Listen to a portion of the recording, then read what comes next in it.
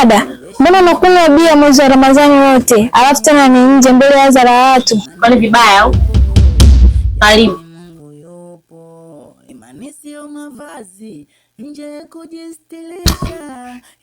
Nambi. Nilikuja kwa ajili ya kufuturu jioni na wewe na nikuage kwa kesho asubuhi ndio safari yangu ile ya kwenda kijijini, lakini kwa hivyo nilivyokukuta sidhani kama umefunga. Oh, kumbe unaondoka kwenu. Sana. Au kuna kingine? Amna, ni hicho tu. Usalimie.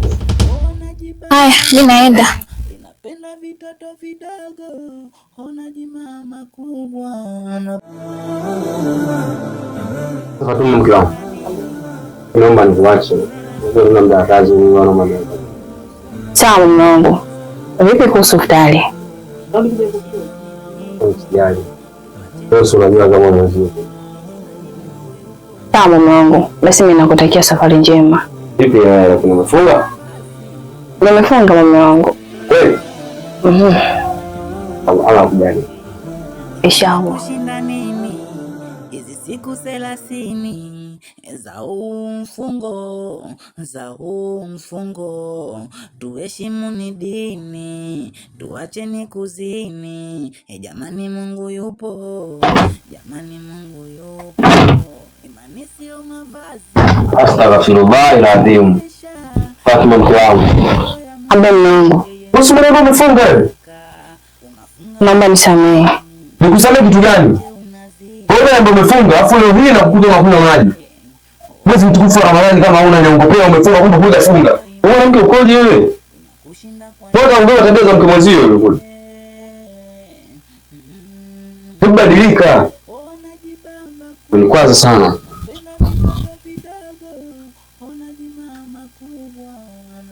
Hili si sawa simu ya wana wewe. Wewe. Hapo tuongee vizuri kidogo. Mama wangu. Nini? Sio kusikiza mbona unataka kuongea. Mbona sio unataka kuongea na wewe? Ya kushinda nini? Hizi siku 30 za mfungo.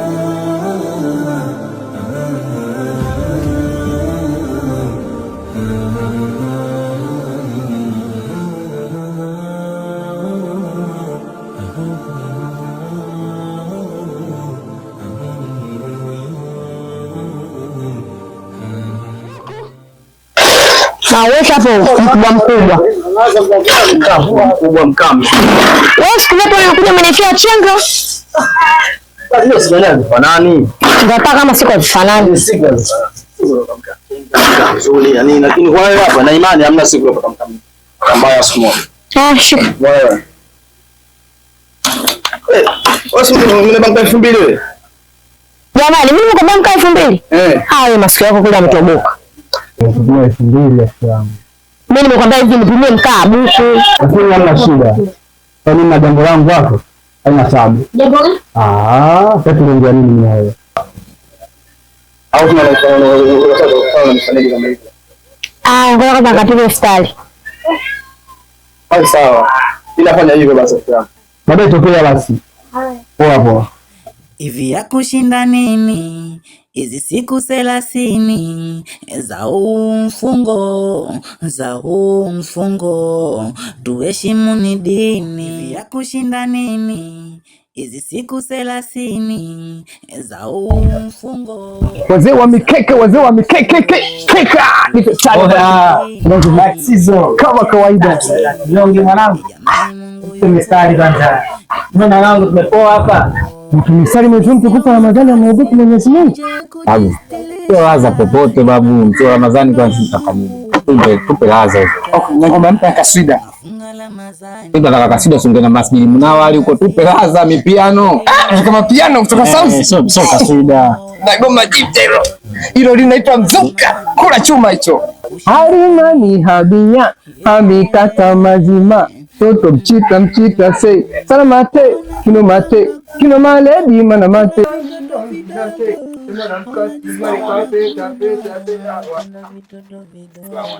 Au ndo unafunga Ramadhani akuone fulani. Ramadhani ni dini inayopita funga la mazani hivi ya kushinda nini? Hizi siku 30 za mfungo tuheshimu dini wote na Mungu anatajwa wote kaka. Sio kuvaa kanzu lako jeusilo na hilo lemba lako kajua ile imepotea sana. Sisi wenyewe tunajua vitunga hivi. Tunajua hiyo heshima iko kwa kutolewa. Unafunga la mazani. Wewe mwanao vipi? Au umekuja naye? Yaani kaniharibia stimu zote kafurumuka. Oya, dini katangaze huko misikitini, usitangaze dini hapa. Sisi tunakula piano hapa na manetu hapa. Usikumbushe dini. Wewe dini katangaze huko wana Kumbusha kwa mwingi. Makanzu wenzio huko. Hapa atakuwa mwanga huyu. Watoto wadogo na kwa wachawe na makanzu yao meusi hao. Naona kanzu yenyewe nyeusi. Mtume mwenye Muhammad alivaa kanzu nyeusi. Alizia laza mwana kule Lemba kashapita. Twende mwanzo tuendelee. Endelee laza bwana, tupe laza pale pale. Anzia hata mwanzo pale pale bwana. Piga mpaka nikata. Ndio mnyamwezi. Okay.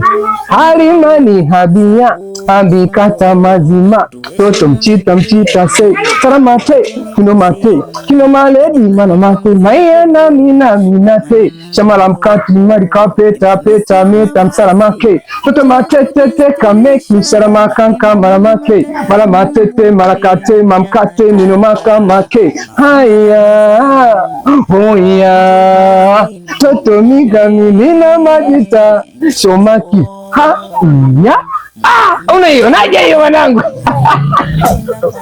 Wewe unachanganya wewe ndio mwanangu. Ndio nataka zimu yani mshikaji wako dini nini. Jamani kata vibe ya kwanza na vipi wewe? Hiyo ngoma umerekodi? Hiyo ngoma ishaisha, kila kitu mix ilishafanyika, kila kitu. Video bado sijapata mdhamini. Vipi familia? Mbona kinyonge afu umeweki leo? Nakuja maskani unapoa kama hivyo. Hamna mwanangu, unajua mambo ya rodi ya ukichizi yani. Rodi jao uchawi nini sasa? Mwanangu asubuhi mwanangu yani nimeenda gari yako mwanangu. Kidogo unashangaa mtu kachoma funguo. Funguo la jombo.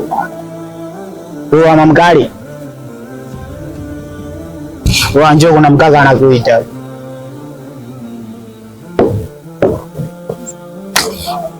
Mambo. Poa. Simba yupo wenyewe kama kuna ugomvi. Sasa Simba ongea na kusikiliza. Ongea na kusikiza ndo nini sasa? Kwa hiyo kana kwamba una haraka sana au? Mambo mzuri kama mimi naachaje kukupenda. Nisikilize kwanza. Kwanza mimi mkashe. Hapo. Penda vuta banki. Mama wangu anaswali saa 5. Si umenielewa? Kwanza ndio nini? Usichokelea hapo kitu gani? Yaani kwanza ndo unamaanisha nini hapa? Tulia basi bwana. Mkanye ujue mimi mwenyewe. Mkanye kidogo sana mimi nitaja nitaona kukunulia hapo ngojazie ndoi. Hebu kwanza nipe kwanza shehe manake nini? Mimi sijui mambo ya shehe. Kasome madrasa.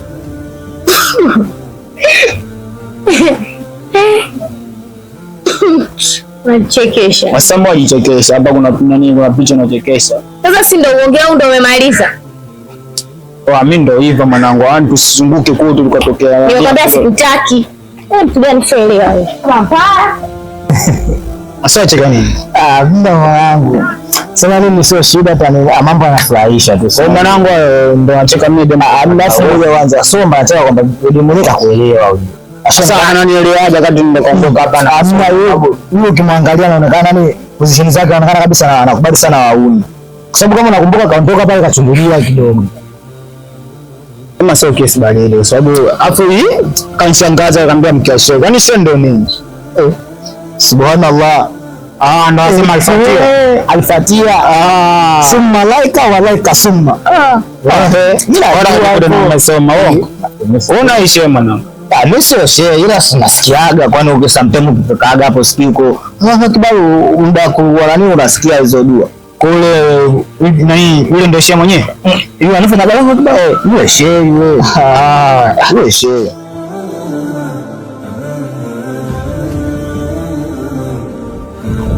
Sheikh Suleiman. Safi tu. Asalamu alaykum. Alhamdulillah. Asante. Mguu wako. Karibu. Na mazungumzo na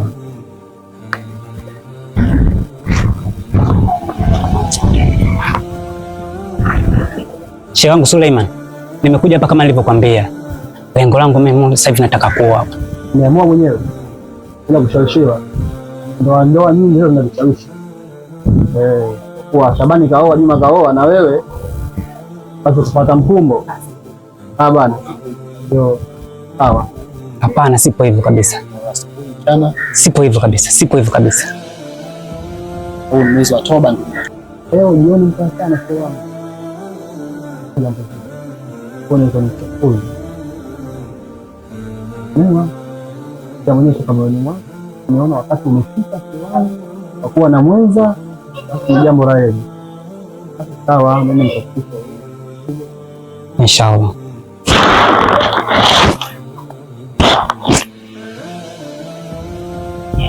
Inshallah. Sasa mimi nijiandae ndugu yangu. Sawa, najua. Wanafanya. Haya bwana, karibu. Nakutegemea sana. Haya.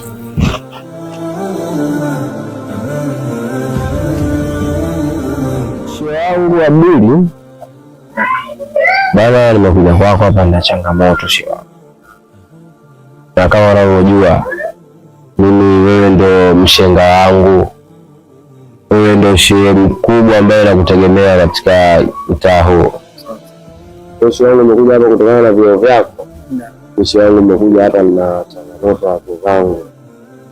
Kama unavyojua wake zangu wote hapa. Ya cha kushukuru huyu mke wangu ni watatu, ni mdogo. Huyu hana changamoto yoyote, mashaallah. Basi inshallah.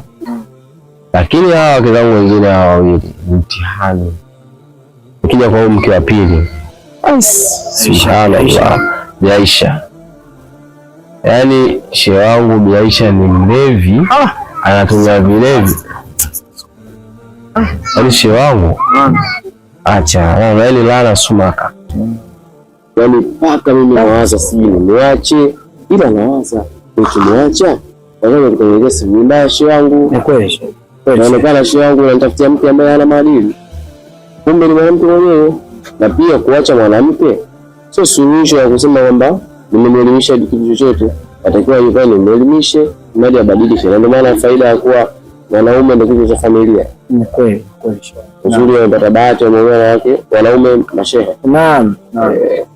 Tume kwa mke mkubwa ambaye ndo kwanza kabisa. Naam, Bi Fatma. Bi Fatma bwana kanifanyia vioja shehe wangu. Yaani nacheka kama mazuri. Lakini ndio tumeambiwa na Mwenyezi Mungu tuseke nini? Kinyongo. Tufurahi mbao.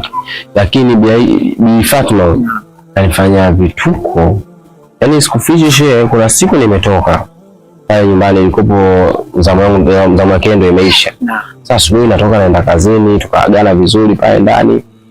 Unarudi akamwambia sirudi kwa sababu leo zamu ya mwenzio. Basi sawa, akamwambia sawa, umefunga? Ananiambia nimefunga. Shehe wangu natoka sijamaliza kona ya nyumba ile. Nikakumbuka nimesahau simu ndani. Narudi nafungua tu mlango, sikuja tena kwako wewe. Obezi kupiga hodi. Nafungua tu mlango. Naam. Namkuta kuna jagi la maji. Subhanallah. Shehe wangu nilishiwa pozi. Yaani nilichanganyikiwa kwa kweli. Sababu ukiangalia wazifa nilokuwa nao mimi ni shehe ambaye naaminika katika mtaa. Afu istosheni ni shehe ambaye yani sina mambo ya ovyo. Yaani nilishiwa kabisa hata nguvu kwa kweli. Bi Fatma ni wakunywa maji. Ni mke wangu wa kwanza na muaminia mwezi mtukufu wa Ramadhani. Ndio kiongozi wa wenzake. Kabisa shehe. Kabisa. Kabla pole. Asante shehe. Bila shaka kabla haujaja kuniambia maana yako hujamwambia mtu yoyote. Mimi nadhani haujachelewa. Ninachokuomba ni kuendelea kuwaelimisha wake zako, waelimishe, wakataze, wape hadithi za Mtume Muhammad sallallahu alaihi wasallam. Lakini jambo lingine, ukimwambia mwanamke na ndio hivyo kwamba thawabu zako au wako ziko kwenye nyayo na mimi mume wako. Maana yake mwanamke anakuwa naelewa. Ukimwambia kwamba uiona pepo wewe ni nyepesi kuliko mimi, kama ukinitii mimi mume wako. Mwanamke ukimwambia na ukimpa hadithi, wapo hadithi za maswahaba, basi mwanamke anaweza kukuelewa.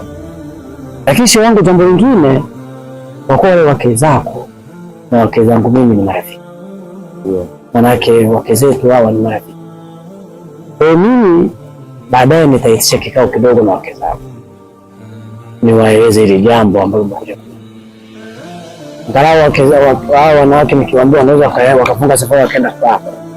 Wao na kuna ile wanawake wataelewana, wakishazungumza wataelewana. Jambo hili linaweza kuwa jepesi kuliko wewe kuwa na maamuzi. Unajua sisi binadamu tumeumbwa na nyongo, na nyongo inatengeneza hasira. Basi wangu naomba nikukatishe kidogo, maana sasa hivi ni saa 9 inakaribia rasmi.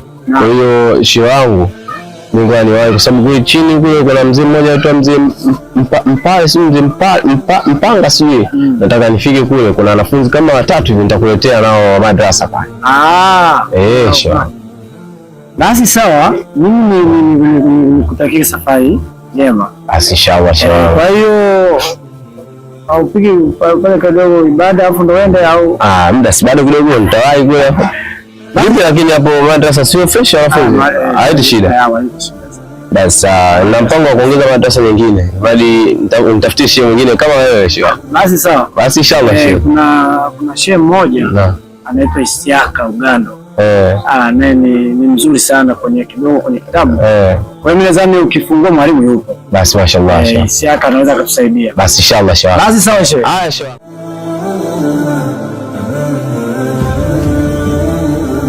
Wake zangu hata mwitiki vipi? Hapo somo kani? Aina kawaida. Na jambo nataka niongee na nyinyi. Jambo gani tena mume wangu? Jambo lenyewe ni kuhusu Sheikh Abdalla. Jeno mbele rafiki yangu mimi. Na changamoto kidogo kwenye ndoa zake. Kwa hiyo aliniita kama rafiki yake na mshauri wake, akanipa malalamiko kuhusu ndoa zake. Aliniambia juzi alihamkia kwa bibi mkubwa, Bibi Fatuma huyo wake mkubwa. Kwa asubuhi akawa ameagana vizuri kwa furaha na mke wake, lakini akabidi aondoke kwa ajili ya kwenda kazini. Sasa wakati anaondoka kuna kitu alikuwa amesahau. Kwa hiyo akabidi arudi ndani labda achukue hicho kitu. Lakini kitendo cha kurudi akamkuta mke wake anakunywa maji. Na mimi nilishtuka hivyo, lakini Sheikh Abdalla akaniambia wala usishtuke. Abduli, unakunywa kuliko hata ile la maji. Nikamwambia shehe wangu, sasa mtu anakunywa maji na akasema kafunga, unaniambia ni dogo. Akasema shehe wangu, tunakwambia ni dogo. Ni kubwa lakini kuna kubwa zaidi ya hili. Basi shehe wangu nipe mambo. Ananiambia mke wangu ni wake ametoka hapa, mke wake wa pili kwao. Nimeenda nyumbani kwake, anakunywa pombe.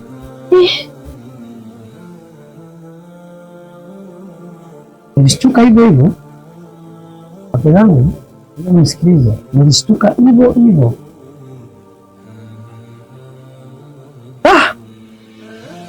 Nikasikiza kidogo, nikaambia shehe wangu, huu ni mtihani. Lakini nikamuuliza, hivi ili jambo nimeshawaambia watu wengine? Akaambia shehe wangu, sijawaambia watu zaidi ya wewe. Sasa shehe wangu, ili jambo simwambie tena mtu mwingine. Sasa hivi nitokea wewe ni shehe mkubwa anajulikana. Sasa leo kutoka hapo kumwona naenda kumwambia, huwezi jua anaweza akawa ni mnafiki. Amefunga lakini akawa ni mnafiki, kwa usimwambie mtu mwingine. Sasa sawa shehe wangu, nimekuelewa. Kwa hiyo ni jambo lishie kwangu. Basi shehe wangu tukaagana pale. Nikamwambia je, huyu bibi mdogo? Akasema mashaallah, mashallah, huyu kidogo nashukuru. Basi mimi nikaondoka, na ndio maana mimi mwenyewe nimewaita hapa ili kuwaeleza hili tatizo ambalo namkabili shemeji yenu. Kwa sasa mimi mwenyewe wake zangu nimekuja kuambia, maana yake sitaki leo mkatoka hapa tena nyinyi mnaenda kuambia watu. Zaidi ya kutoka hapa, kama mtaenda basi mimi mfuate wale wake wa Abdalla ili mwaeleze. Nadhani mmeelewa wake zangu. Nimekuelewa mume wetu. Sawa.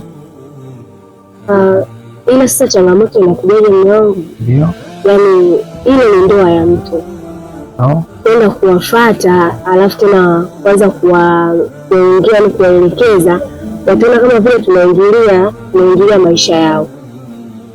Ila sio mbaya, si tutakaa nao chini, tutaongea nao vizuri, kama wanatuelewa ni heri, na kama hawatuelewa pia tutajua hapo tutakafanya tufanyaje tena mmoja. Basi sawa, mimi wewe nimekuelewa. Na wewe bibie, mawazo yako mami? Mimi yangu nimekuelewa. Kesho nikipata muda inshallah nitaenda kuongea nao. Sababu kitachokifanya si kizuri, sasa ni Mwenyezi Mungu mtukufu. Kunywa maji au kunywa bia ni jambo kubwa. Mimi nitaenda kuongea nao kama wakubwa wangu. Hata nielewa tu. Basi sawa. Mimi leo nimewaita hapo wake zangu kwa kikao kazaura. Akanaga muda wote kikao. Sasa niwaache. Angalau nimejisogeza kidogo nazo nanie sasa. Angalau mjiandae kwa ajili ya kufanya ibada, si ndio? Na wewe sasa uswali.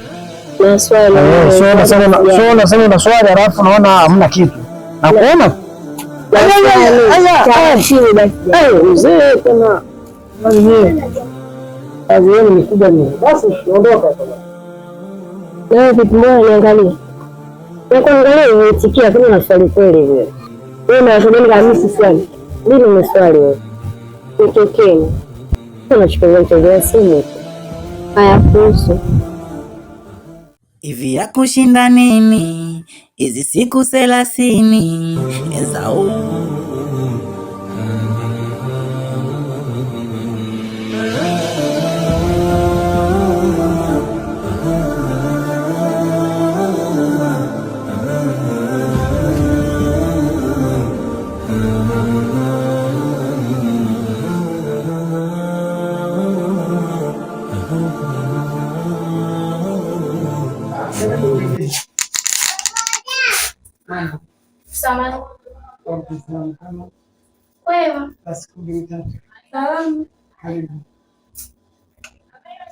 Sasa nimekuja hapa kushinda nini?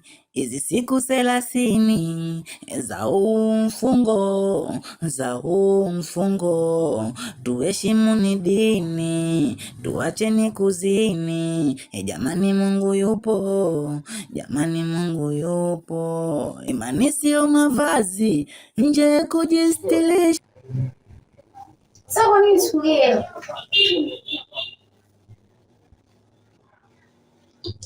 Asante.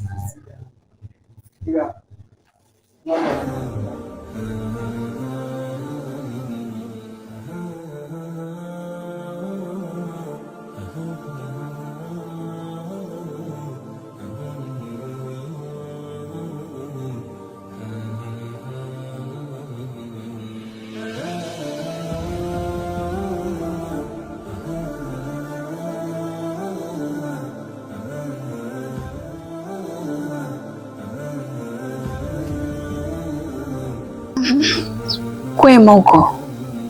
Alhamdulillah, kuko kwema kabisa. Sijui hapa salama. Vipi, mbona mjatimia? Kwa nini mmetimia? Mimi mwenzangu kidogo na changamoto. Basi na simu zetu kaenda dukani hapa mara moja, kwa akirudi tajumika naye hapa. Dadangu niambie. Simu yako bwana ilinishtua sana. Yaani mpaka nikakosa uvumilivu wa kuvumilia. Ulivyoniambia jioni nitakuja, nikasema siwezi. Yaani ni bora sisi uje kwanza ili nisikilize kitu gani ambacho unataka kuniambia. Maana nimeshtuka. ulinishtua sana. Kulikoni? Ni mazito kiasi na mepesi kiasi, kwa sababu jana mume wangu alituita mimi na yule mke mwenzangu pale, akatuambia kuhusu mimi kwamba shemeji alimfuata na kumuelezea au yaani kumjaribu kumwambia kuhusu habari zenu. Sasa kwa mume wangu akachukua busara si kutuambia. Sasa mimi ile jambo limeniuma kwa kweli. Kwamba mwezi mtukufu kwa kuta bibia hapa na kunywa bia ndani, na yeye kadhalika na kunywa maji. Sasa mume wangu ile jambo kidogo limemkwaza. Kwa hiyo akaamua kumfuata mume wetu na kumwambia. Sana mume wetu na akachukua busara kutuambia sisi kama wake zake au kama sisi wanawake wenzenu, sije kidogo kuongea na nyinyi. Kwamba ndugu zangu, mlichokifanya sio jambo zuri. Sio jambo zuri kabisa. Hususan huu ni mwezi mtukufu wa Ramadhani. Ile mlichokifanya hakimpendezi Mungu hata sisi wenyewe binadamu. Tujitahidi kidogo tubadilike. Basi sawa, mimi nimekuelewa. Pia nitoe shukrani zangu zote kwa kupata muda wako kuja kuzungumzia swala kama hili, na ni swala la heri pia. Asante sana, na pia tulifanyia kazi. Mimi nimekuelewa. Mimi mwenyewe nimeelewa. Tujilinde. Mwezi wa Ramadhani huu. Mimi kwanza kesho mwenzangu na swali. Sijui wewe. Nashukuru dada kama umeelewa. Na mimi basi mkaaje. Naona tu hapa naenda zangu huko nyumbani. Ukae tu hata kidogo. Nimeacha mboga jikoni. Na yule mwenzangu anavomjua anapopenda kulala. Mboga? Saizi? Mboga ya daku. Sawa. Jamani, Mungu akipenda. Basi sawa, sisi hata hatukutoi tena. Hapo tunafika.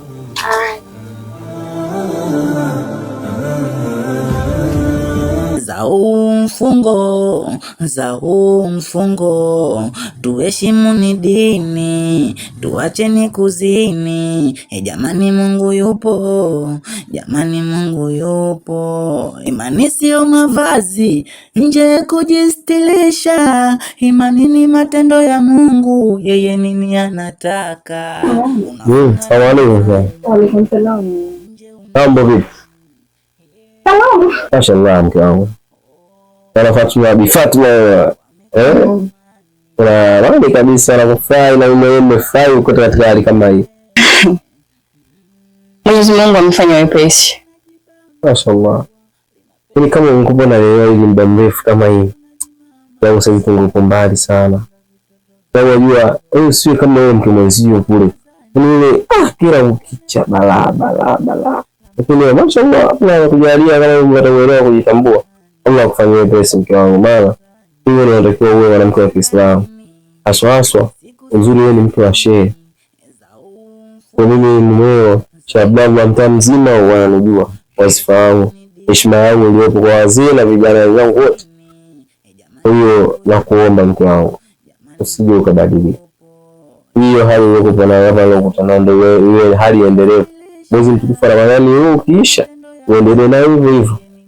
Unajua nini? Ile siku ile ulikuwa umeongea sana. Alafu yale maneno alikuwa ameniumiza. Nikasema, kwa nini sifanye kazi? Bebe nikaanza kufanyia kazi mume wangu. Alafu kingine mume wangu. Unajua nini? Sisi hapa wanawake pepo zetu yani ziko chini ya unyewe. Kwa hiyo lazima tuatie kwa sababu ni sunna bwana utoe. Basi inshallah mke wangu kaandae masuala fulani maana hii watakusanya nzuri. Sasa ukaangalia hata sokoni masuala fulani. Sasa nipumzike kidogo maana nimetoka huko mafara kusumbua sana vumbi kile mmoja. Pole. Haya. Sana. Haya mke wangu. Kushinda nini hizi siku 30?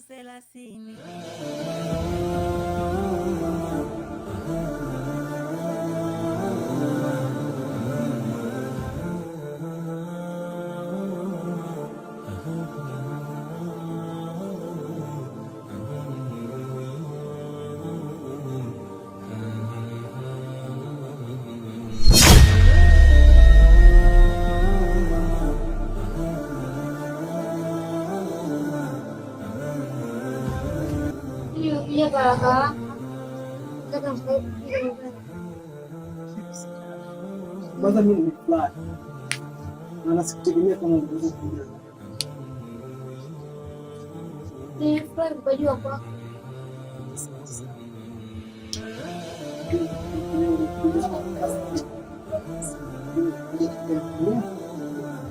Sawa. Umeangu kali. Hey. Hakuna.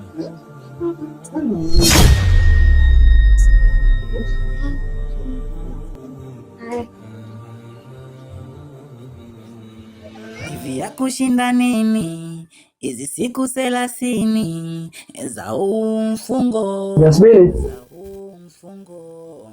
Yasmini. Nakuomba.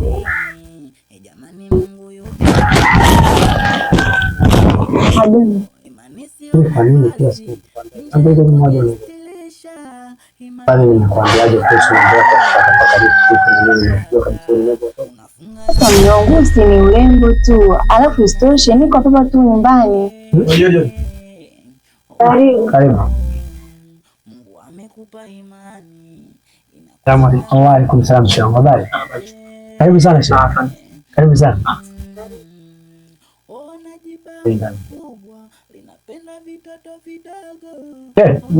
Karibu shangu. Karibu sana.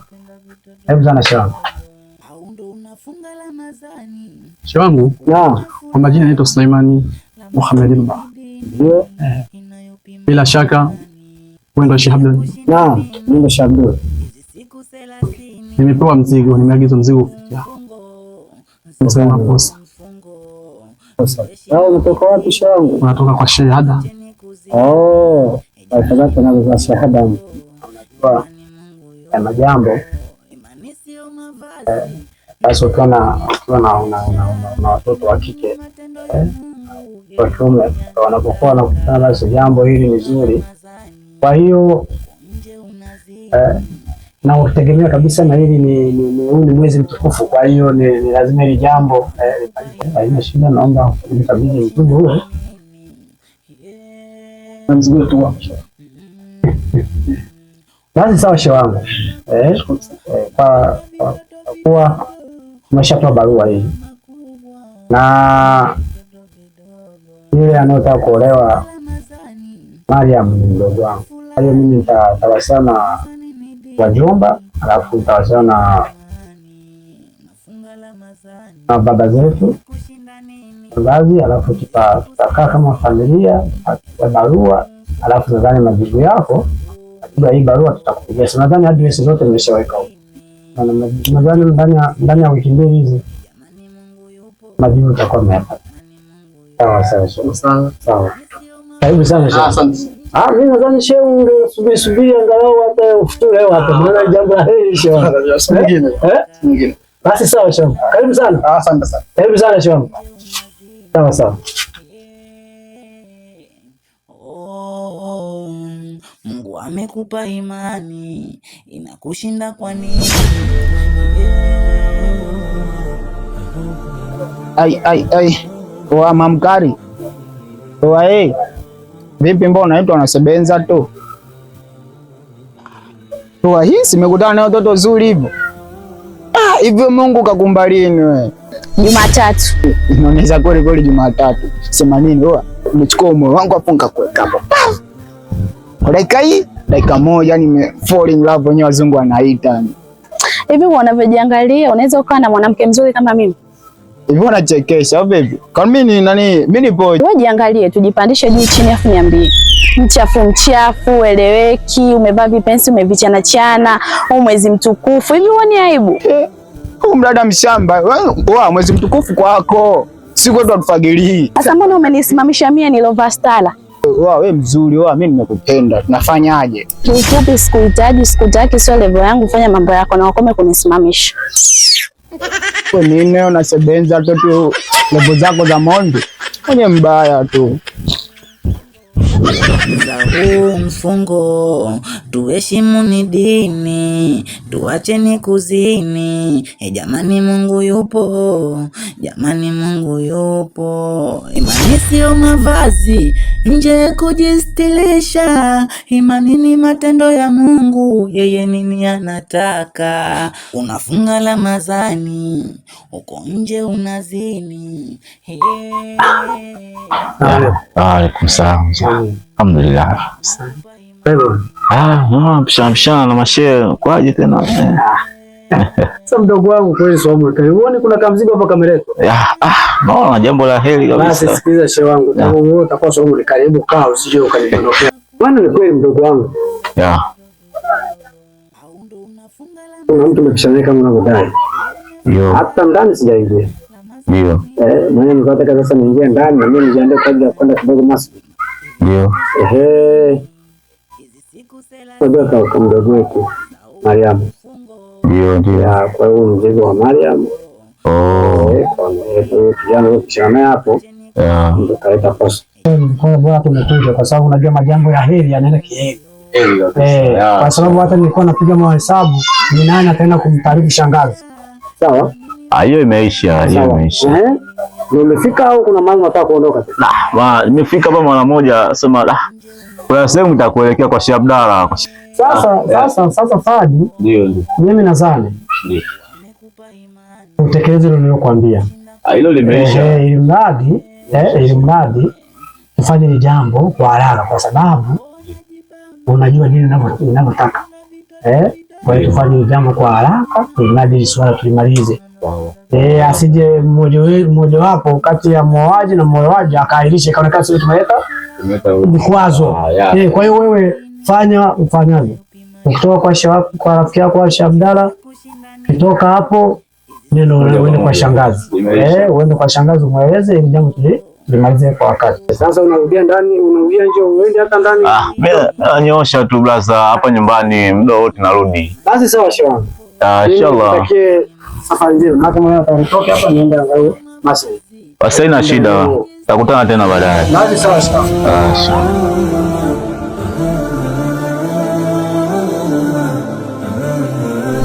Yangu hapa ilipofikia sasa hivi, wewe ni mke wa mtu mtarajiwa. Nadhani unajua kwamba kesho kuna ujio unakuja na ujio unakuhusu wewe. Huko unapoenda ifi yangu, naomba ukatulie kama ulivyokuwa hapa na uko kwa hivyo hivyo. Ukawasilia utakawakuta huko. Sasa ifi yangu. Sasa unaenda huko ifi yangu, wewe ndo umefika, ndo mji wako, haipendezi ifi yangu. Sawa ifi, nimekuelewa, nitafanya kama ulichoniambia. Nitamsikiliza mume wangu, nitakuwa mke bora, mkwe bora katika hiyo familia. Inshallah nitakuja kuwa mama bora. Na mtu akiniuzi nitajitahidi kumwendea Mola wangu na kumkabidhi matatizo yangu na kuahidi sitokasirika, sitokuwa mtu wa visasi na visirani. Sana nitamtii mume wangu na kuahidi sitoangusha wewe na kaka. Sisi hapa familia ya huku, kaka yako na sisi kwa watu wa mwisho kupata hiyo taarifa ya kwako. Saifi yangu. Sawa, nimekuelewa Ifi, nitafanya hivyo. Saifi yangu. Subiri muda utakapokuwa iftari hapo. Na kaka kwenda huko kutembea. Kushinda nini? Hizi siku 30 za mfungo. Shewa. Amsema. Waalaikum salaam. Habari yako? Safi, sio. Karibu shewa. Asante kabisa. Sheikh Suleiman, mguu wako. Nimekuja hapa kwa lile jambo lile kama tulivyopanga. Naona kimya muda mrefu sasa. Ile swala linaenda vizuri. Swala linakwenda vizuri. Na nilishaongea na familia yako tayari. Kwa hiyo shapanga. Kwa baada ya muda tutakwenda kamilisha swala. Kama isitoshe unajua sisi asubuhi ndugu yangu. Kwa maana nimekuja ofisini kuja kidogo kupata kidogo list. Unajua tuna nyumbani nao mambo yaenda. Hapo shehe wangu Adam. Vipi na mwezi mtukufu wa Ramadhani na mavazi unayovaa unaleta tafsiri gani kwa jamii? Nimekosea sana shehe wangu. Nimekosea sana shehe wangu. Lakini asubuhi shehe wangu nilikuwa nimetoka kidogo. Na stara haina wakati. Muda wote sasa tustirike. Sasa mavazi unayovaa haya yanakuangalia mtu wa Kiislamu na mwezi mtukufu wa Ramadhani, na ukiangalia watu zako wapo karibu na hapa, atapita hapa wanakuta kama hivi, akili mtu anajua hapa wewe una jambo la kheri, hata mavazi haya sio mazuri, nataka tujistiri. Nashukuru kwa kunikumbusha shehe. Nashukuru kwa kunikumbusha. Karibu sana. La, asante. Fanya hivyo bana. Sawa shehe wangu. Basi sawa. Naenda kujirekebisha. Haya bana, mimi na muda kidogo tutawasiliana, tutakwenda kupeleka. Basi sawa. Kazi njema. Karibu bwana. Haya sawa.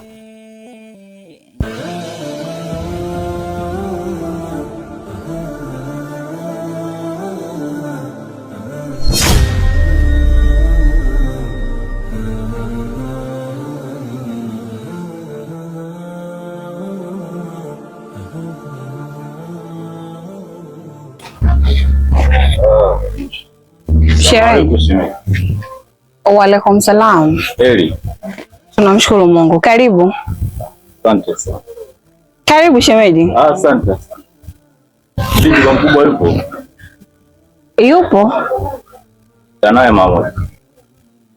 Basi sawa. Subiri nikakuitie. Anakuja shemeji.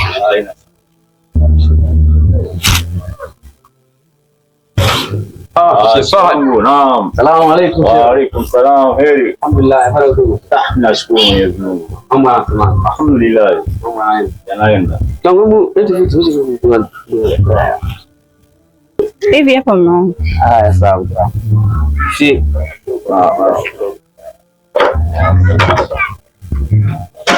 Ngombe tu ngombe tu.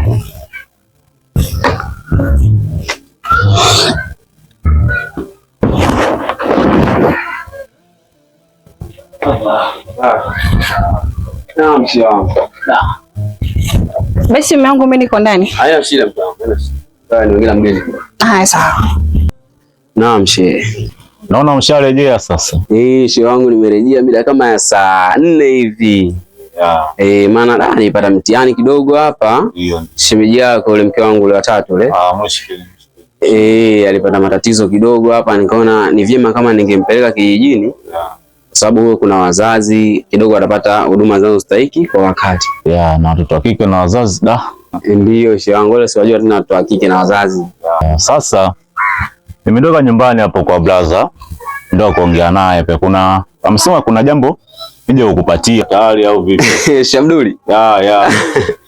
Shamduli. Shamduli bwana ni shehe wangu, waga mambo mengi tunashirikiana. Ndio. Kwa hiyo alinipa taarifa tuongee nipo kule kijijini. Ndio. Ila kiukweli kwa sababu nilishamuelekeza hali halisi ya mke wangu, amenipa tu ruhusa, ananiambia sasa shehe wangu haina shida, sisi tumeipokea barua na tutaisoma, ila kutokana na uhalisia akasema tuko pamoja, ila mimi natumaini hamna kilichoharibika na kwa ajili si tupo na sisi na wewe ni haina shida, tayari tushaunganisha kila kitu. Na kuna jambo lingine, baada ya majibu ya barua naona haikuchelewa sana, mzigo mwingine umeingia pale. Ni mali shaletwa, na hapa sasa tunasubia tu sana wakati twende kwenye jambo kamili. Basi yangu jambo la heri, maana hata vitabu vya Allah vimesema hasbunallahu wa ni'ma alwakil, kila mwenye kusubiri yuko pamoja na Allah. Kwa hiyo sasa hii swala mimi naona ni jambo jema, tusubiri tu wakati ufike, japokuwa nitakopo kuna mvuto kwa sababu huku ni upande wa ujombani, kwa sababu harusi alokuja hapa. Una uzito wewe. Huku napo ni shehe wangu. Basi kama hivyo. Ni familia. Basi tuko pamoja shehe wangu. Haina shida. Haya shehe wangu. Haya shehe wangu, mimi acha nikusindikize basi hata mbele kidogo. Inatosha. Shehe wangu mpate baraka bwana. Muda sio mrefu tutakuja tu masjidi pale. Basi inshallah. Mungu atujalie. Basi inshallah. Haya tuko pamoja shehe wangu. Hivi ya kushinda nini hizi siku 30 za mpeka la jana sasa.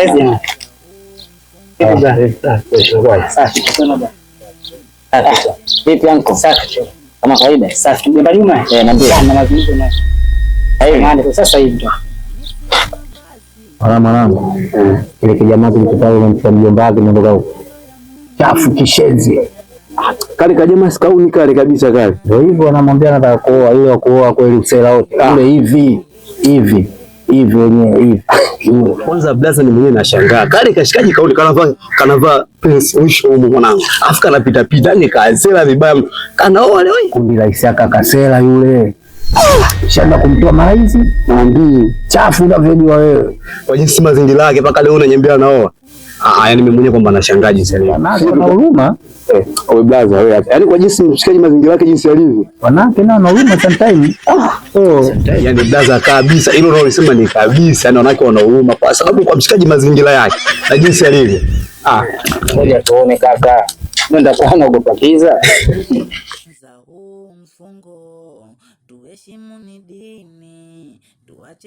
Hivi ya kushinda nini hizi siku 30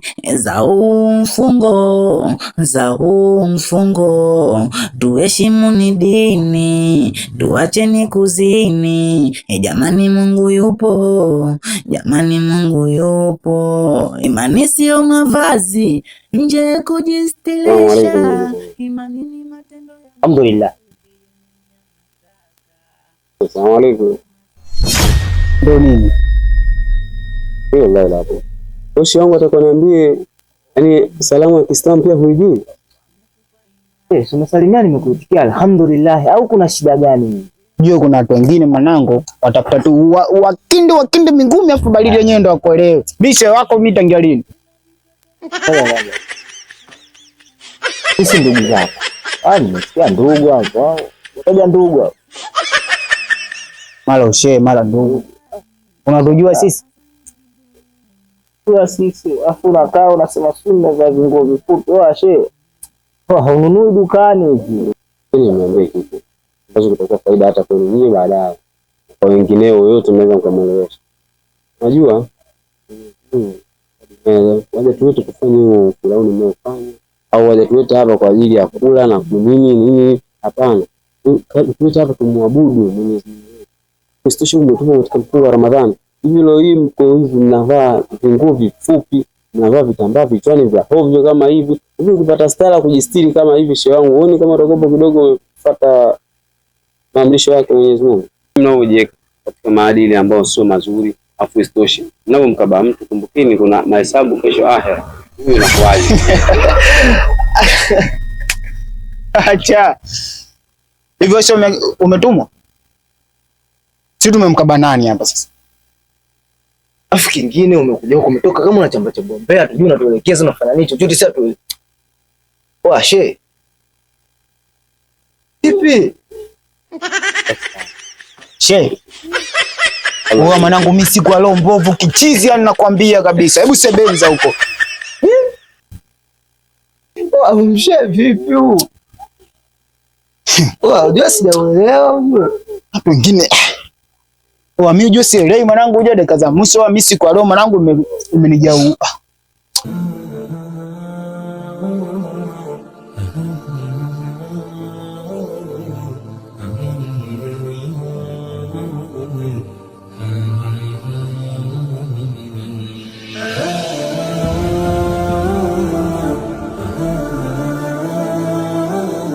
Hivi ya kushinda nini hizi siku 30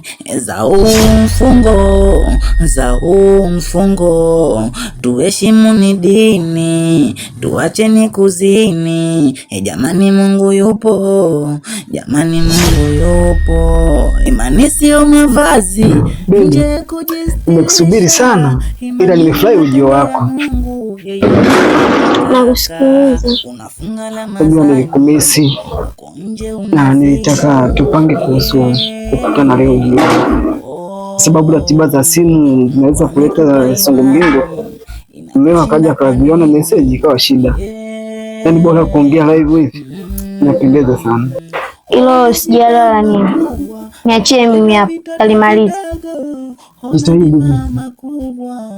Jitahidi kabla ya basi mkashadala wewe.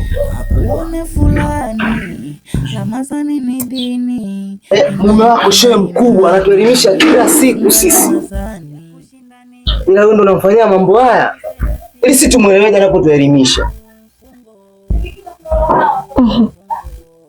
Amna wewe hapa aliniita hapa je kunigea hela yangu. Sasa kukugea yako ndio vichochoroni hivi mkiwa Sheikh Abdalla. Kwanza. Kwani kumpa mtu wewe inaangalika ni maeneo gani? Unakuja kuchukua change yako, vichochoro afu mnakumbatiana. Angepita mumeo ungesemaje? Alafu na unamdhalilisha sana shehe. I don't want peace. I want problem. Lichi, ona sasa. Umefanya nini hivi? Aisha.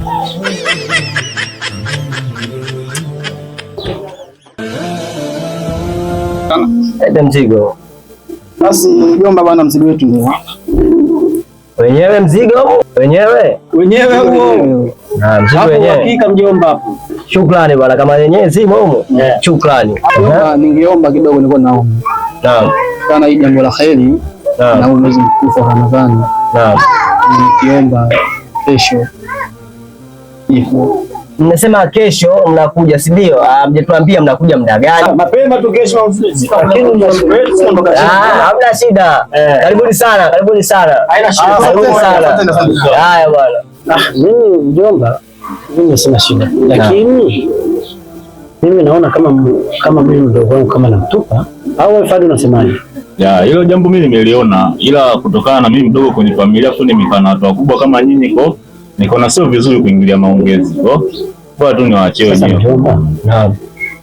Wewe mtu anakuja kuleta mali. Kavaa pensi. Hii familia unaona iko sahihi? Jomba, nakuelewa, ila mimi na imani tusiwe na wasiwasi. Mimi na imani kila kitu kitakuwa sawa. Lakini mimi ningelifanya mimi mwenyewe na mdogo wangu tukawezesha bila kuwashirikisha nyewe wakubwa. Alafu ikatokea inaonekana watoto wa siku hizi mkishaelewa watoto wadogo zenu wanataka kuwezesha sisi watupu wakubwa. Sasa kwa kwao wewe ndo mama. Tumekushirikisha. Mjomba bwana, rekebisha kwanza kauli yako. Mimi mama kwa bado Sheikh Abdalla ana nafasi kubwa ya kutafuta mtu mwingine. Angalia kama sasa hivi ni mfungwa na Ramadhani. Kuna wakati mume wangu nilikuwa namkosea sana. Wengine nilikuwa maji. Nilikuwa nadanganya nimefunga. Hapo nilikuwa najua kitu kilikuwa sio sawa. Ni siku ambayo yeye alinikuta, alinisema na iliniingia. Nimefanyia kazi mpaka hivi. Niko kwenye mstari.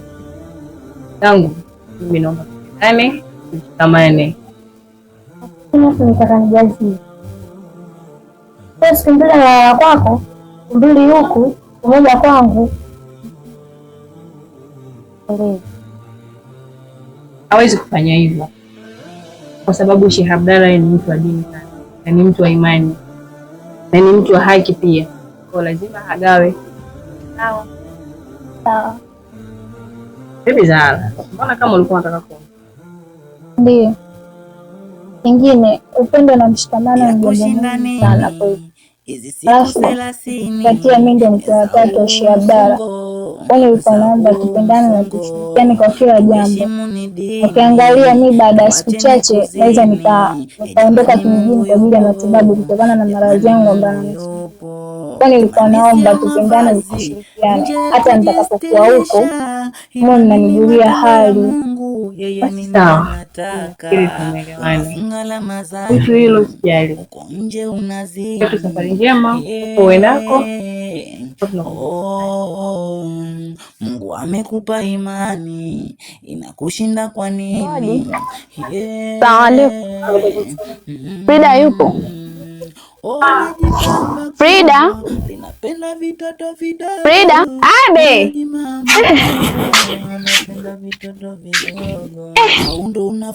Karibu zeni. Wewe naye. Anjo. Niambie shoga yangu. Poa tu, nimekuja kuona, nimepita hapo ngasema nikusalimie. Hivi shoga yangu, ninayoyasikia mtaani ya kweli au masikio yangu ni hayasikii vizuri? Nasikia shoga yangu utakuolewa, ya kweli hayo? Ndio, nimekubali kuolewa naye. Yule mwanaume malaya shoga yangu anayetaka kukuoa wewe, mimi mwenyewe amenitongoza, nimemkataa. Na sio mimi tu, mtaani hapa kote wanamjua kwamba yule mwanaume ni malaya. Imekuwaje wewe umemkubali? Mbona yupo hivyo kama mnavyosema? Mbona ni mkaka tu mzuri, mtanashati, mtu wa dini. Yaani inaonekana kabisa ni mtu wa dini. Mbona nyinyi mnamzungumzia hivyo? Sasa mimi nina cha kuongea hapo ndugu wangu. Mimi sina cha kuongea. Mimi nilikuwa tu nakwambia usione tu mnafiki. Mimi nilikuwa tu nakuelezea, lakini kama umempenda mwenyewe umemridhia, sawa. kama watu wanavyosema ni hivyo basi, ila mimi sidhani kama yuko hivyo, ila ngoja tuone, si unajua tena watu. Haya shoga yangu, sasa nitasemaje? Wewe ndio mwenye uamuzi. Ngoja tuone itakavyokuwa, ila mimi nimemlizia na nataka kuolewa naye na ninaolewa naye.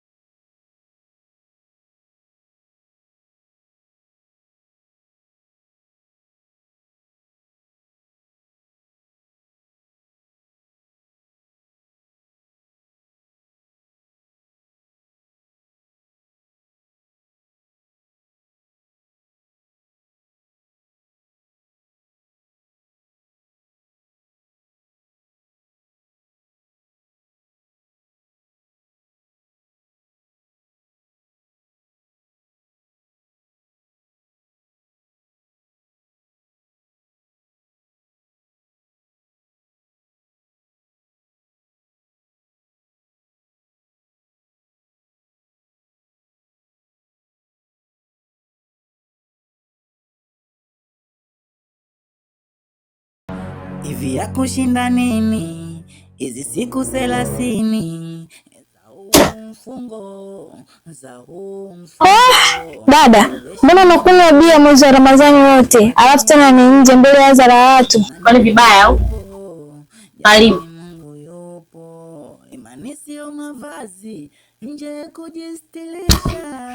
Aya, niambie. Nilikuja kwa ajili ya kufuturu jioni na wewe na nikuage kwa kesho asubuhi ndio safari yangu ile ya kwenda kijijini, lakini kwa hivyo nilivyokukuta sidhani kama umefunga. Oh, kumbe unaondoka kwenu. Sana. Au kuna kingine? Amna, ni hicho tu. Asalimie. Haya, mimi naenda. Napenda vitoto vidogo, ona jimama kubwa, napenda vitoto vidogo. Au ndo unafunga Ramadhani? Vipi mjomba? Mjomba salama. Umechoka kinyonge sana mjomba. Naona wageni wetu tunawasubiria mpaka sasa hivi. Sasa masomo nayo imekuwa ni kali leo. Ila amesema sio muda anakuja, wako njiani. Unasema nao? Okay. Ya naona kama jambo lingepita kwa. Karibuni. Karibuni mzee. Wa alaikum salaam. Salaam. Niambie. Alhamdulillah. Vipi? Aza. Karibuni sana jamani. Asante sana. Karibuni sana. Karibuni dukaya. Asante sana. Karibuni sana. Bila shaka nafikiri sura songeni. Naam. Tumeshakuja mara moja. Naam. Lengo la kwamba swala kosa tulizungumza. Naam. Kwa hiyo ndio kukamilisha. Ni kiasi kilichobakia. Naam. Cha mahali. Naam. Nikiomba ni wakabidhi. Simani mjomba hapa ni mkabidhi mzigo. Leta mzigo. Leta mzigo. Basi mjomba bwana, mzigo wetu ndio hapa. Wenyewe mzigo? Wenyewe huo. Na mzigo wenyewe. Hakika mjomba hapo. Shukrani bwana, kama yenyewe si momo. Shukrani. Ningeomba kidogo, nilikuwa naomba. Naam. Kana hii jambo la kheri na mwezi mtukufu wa Ramadhani. Naam. Nikiomba kesho ipo. Mnasema kesho mnakuja, si ndio? Mjetuambia mnakuja muda gani? Mapema tu kesho. Hamna shida. Karibuni sana. Haina shida. Karibuni sana. Haya bwana. Mimi mjomba, mimi sina shida. Lakini mimi naona kama mimi mdogo wangu kama namtupa au wewe Fadi unasemaje? Ya, hilo jambo mimi nimeliona, ila kutokana na mimi mdogo kwenye familia tu nimekana watu wakubwa kama nyinyi niko sio vizuri kuingilia maongezi. Kwa tu niwaachie wenyewe. Naam. Huyu mtu anakuja kuleta mali. Kavaa pensi. Hii familia unaona iko sahihi? Jomba. Nakuelewa. Ila mimi na imani tusiwe na wasiwasi. Mimi na imani kila kitu kitakuwa sawa. Lakini mimi ningelifanya mimi mwenyewe na mdogo wangu tukawezesha bila kuwashirikisha nyewe wakubwa. Alafu ikaja ikatokea inaonekana watoto wa siku hizi mkishaelewa watoto wadogo zenu wanataka kuwezesha sisi watupu wakubwa. Sasa kwa kwao wewe ndo mama. Tumekushirikisha. Mjomba bwana, rekebisha kwanza kauli yako. Mimi mama unahitaji mimi mama una adabu basi nisamee mjomba. Unajua mimi naamini mjomba ndio inamaanisha hivyo. Basi haina shida mjomba. Kwa mimi namaanisha kwamba kwa kuwa jambo umeshuhudia mwenyewe. Kwa hiyo itakayotokea usije tukaumia baadaye. Kwa sababu mtoto mwenyewe nilimpata nikamweleza akasema mpenda mwenyewe, basi haina shida. Lakini kwa familia hii sijui. Lakini tumwachie hao sana hapa. Hilo ndo jambo ambalo muhimu ambalo uliacha. Mimi naamini kila kitu kitaenda sawa kama vilivyopangwa. Basi sawa. Kubwa tu tuombe dua. Basi sawa mjomba. Mimi nitakuwa sherehe kesho, waliosema pale na ruhusa Fadi. Basi tunaweza tutakuwa kundusha mambo. Hamna jambo. Tutashikisha tu. Hii basi kwa sababu shangazi mwenyewe ametazama hivi. Basi mimi naamini jambo limeisha. Hamna shida.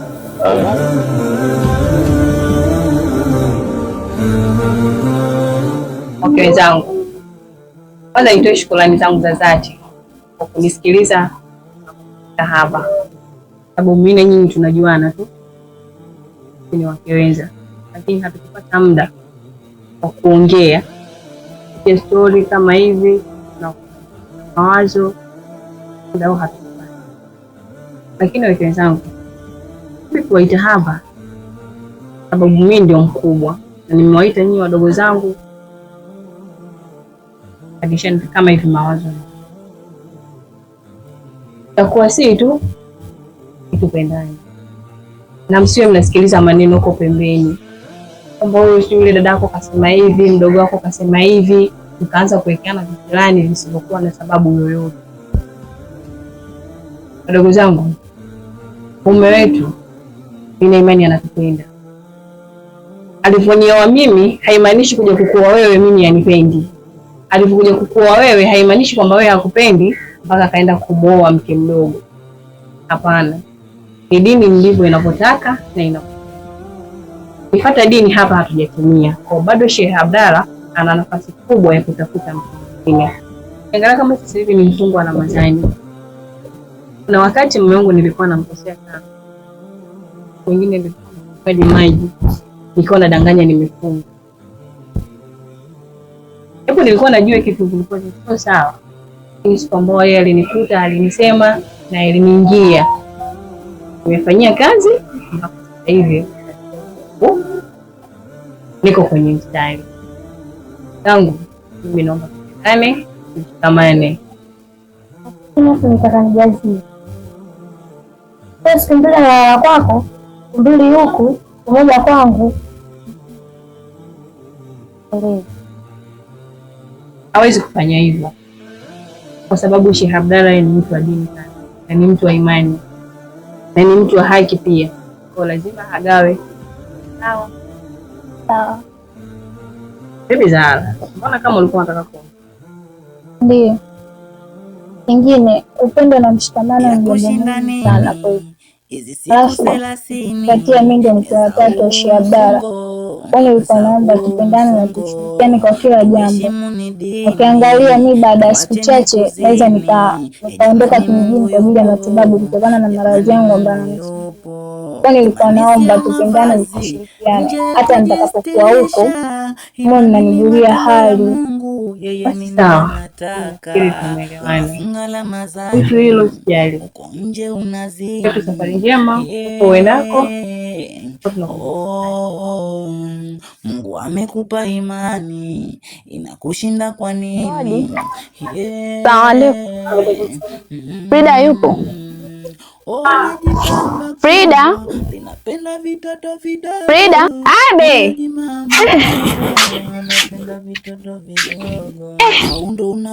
Kaimu zeni? Ewe naye. Anjo! Niambie shoga yangu. Poa tu, nimekuja kuona, nimepita hapo ngasema nikusalimie.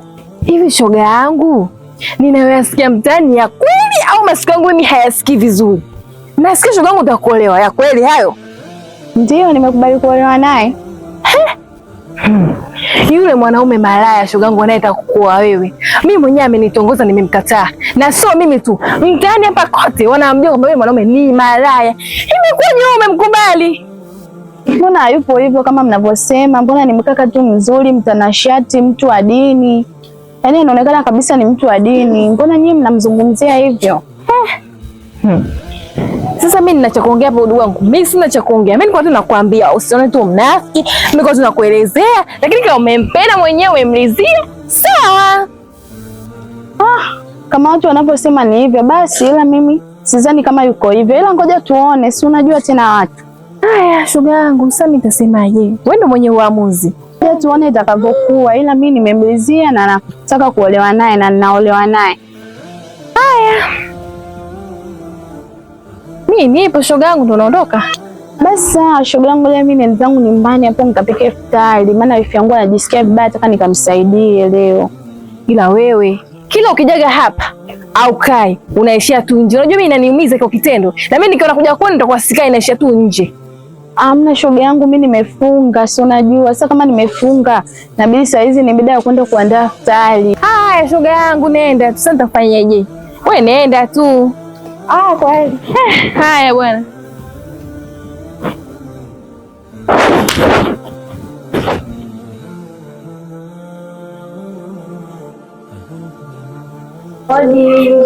Karibuni.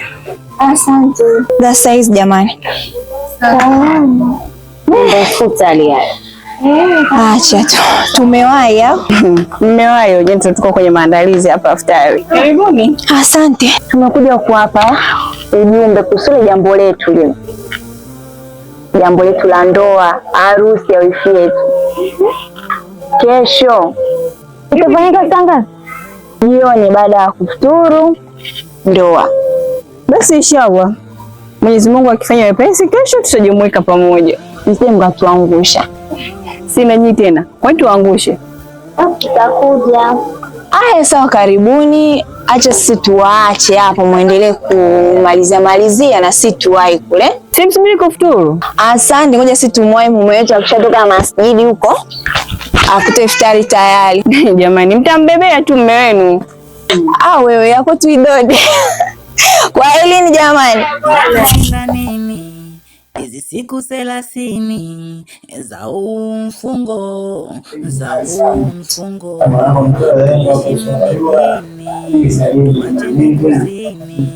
jamani, Mungu yupo,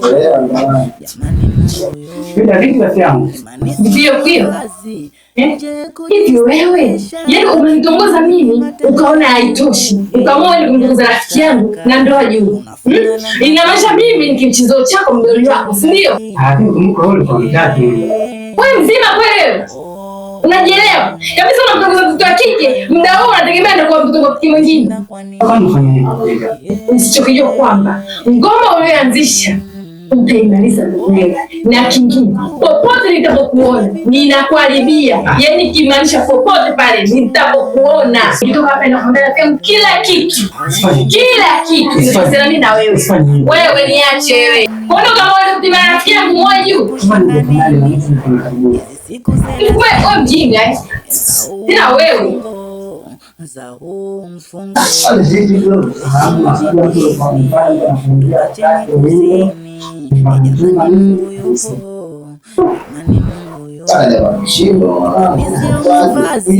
nje kujistilisha, imani ni matendo ya Mungu, yeye nini anataka.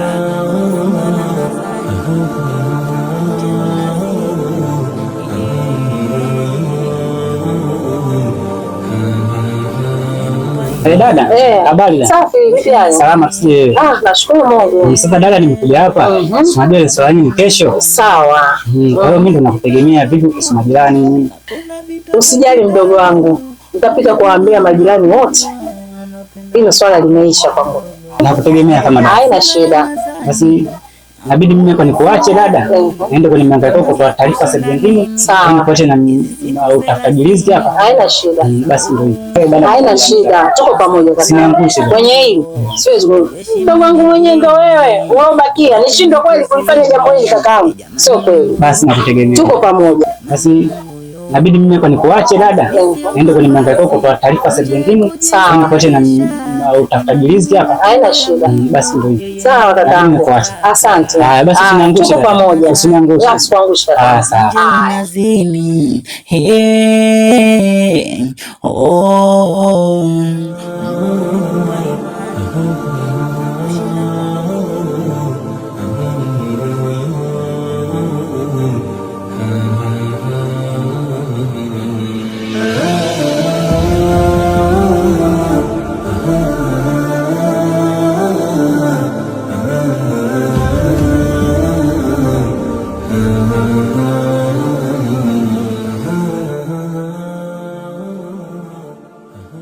Usimkosee huyu. Mimi nampenda sana huyu. Ananikatalia mimi. Pamoja kabisa hapa anapenda.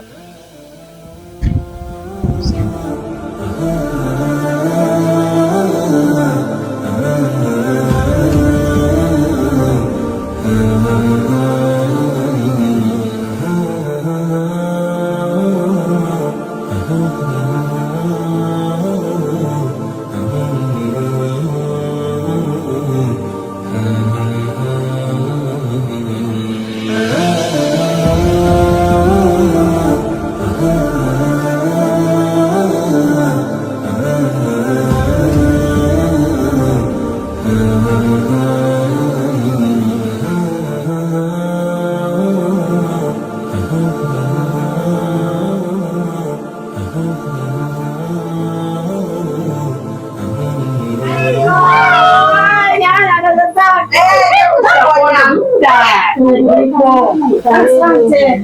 Tena hapa hapa. Uendelee kwa shughuli zangu. Shughuli zangu wanaoa. Wanaoa dacha. Adacha. Huyo adacha huyo.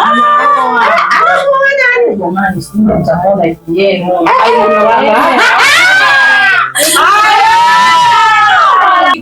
Haya na ungua hivyo kama mimi. Karibuni jamani. Asante. Tutakuja jamani, baadaye sio poa. Jamani, sikuzalau mtu wewe. Tukosa na karibuni mkiwa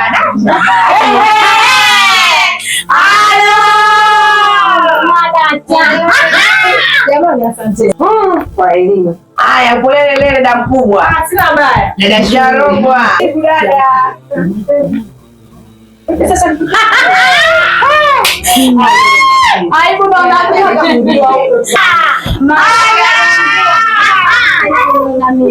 Aibu zangu dada mtaingi soka. Tafadhali kisha basi. Bora hiyo. Ndio timu mbamba mwanamke. Jamani.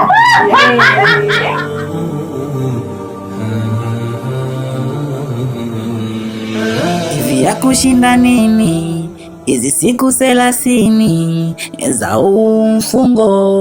za huu mfungo, tuheshimu ni dini, tuacheni kuzini. Jamani, Mungu yupo, jamani, Mungu yupo. Imani sio mavazi nje kujistilisha, imani ni matendo ya Mungu, yeye ni anataka. Mkwashe, mambo mkwashe. Poa. Wewe tena. Mimi tena. Sasa nikachoka, sasa mimi ndo nachokaje kuja kufuatilia jibu langu. Nimekwambia mimi sikutaki. Sikupendi. Mbona walele lakini wewe? Oh, unanikata mimi kisa muuza bucha?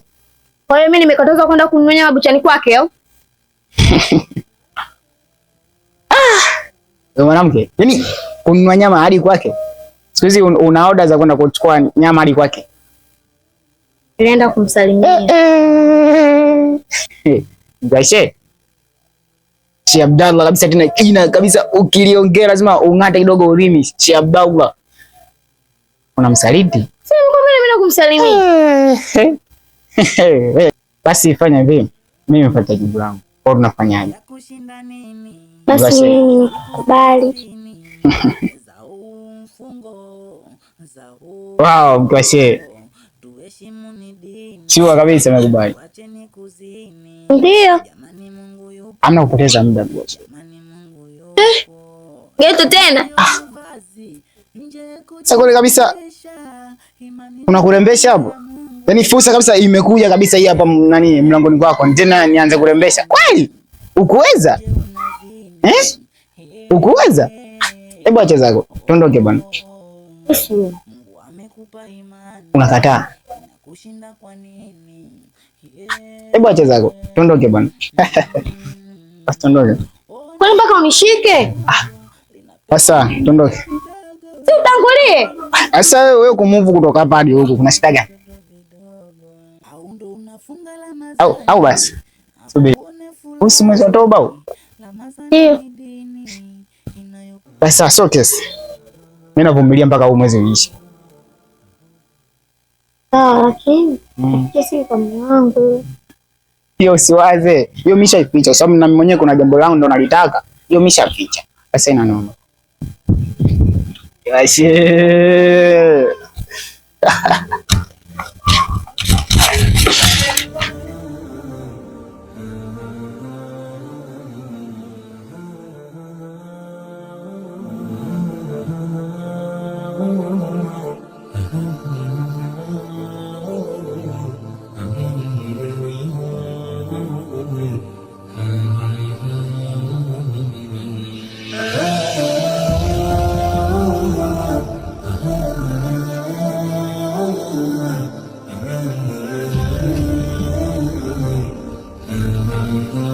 Karibuni sana. Asante. Karibu sana. Sana. Karibu sana. Karibu sana. Leo ni siku ambayo tumekubaliana lengo la kwamba kufanya swala letu la ndoa Leo tumekuja kuoa. Shukrani. Karibuni sana. Sasa kabla ya kupitisha hapa jambo, kwanza tukachukua uhakiki wako ndani. Yawezekana manake dunia imebadilika, ima tukabadilishiwa aidha la kama ghairi. Sasa tukachukua uhakiki ili tuje tumalize jambo.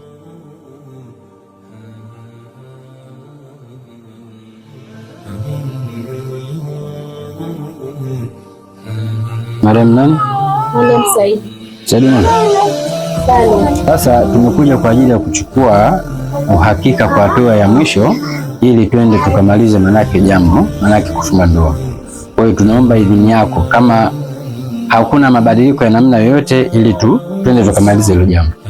Kwa hiyo tumekuja kuchukua ruhusa yako ili twende tukamalize jukumu. Sawa? Haya, sisi tunaenda kupitisha ndoa.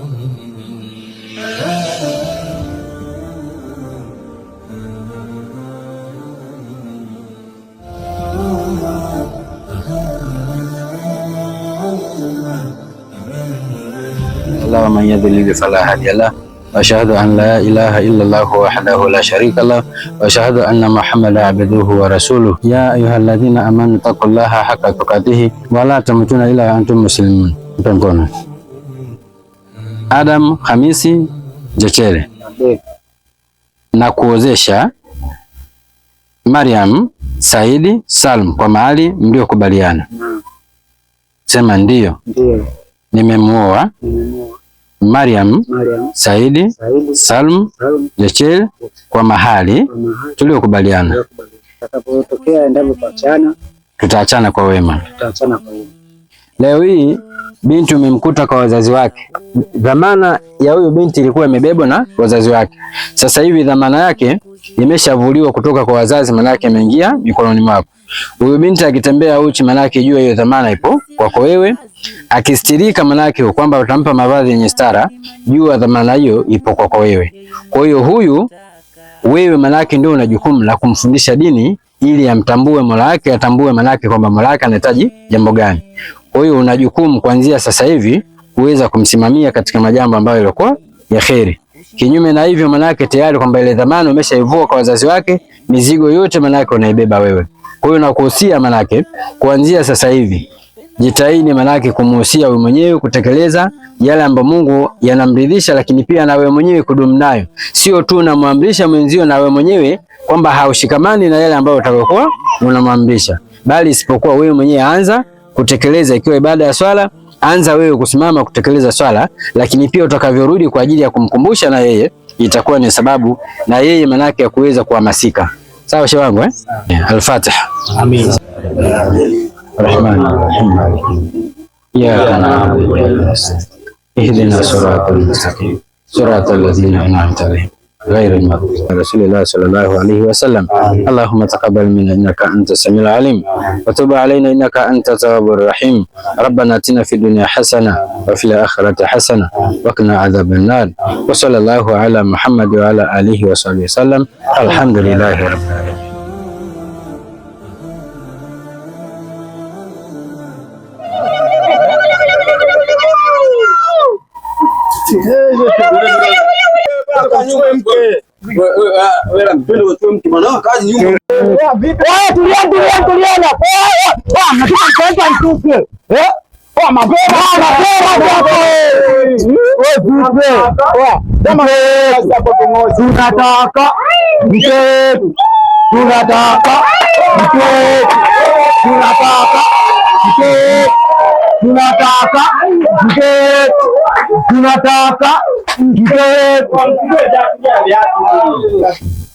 Usije ukauzia mbuzi kwenye gunia. Ndio huyo.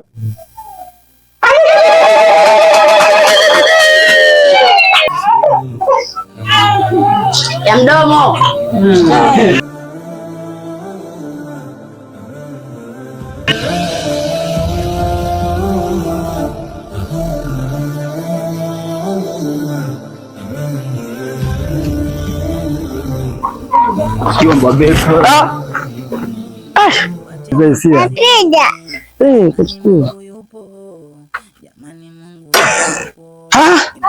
Subhanallah.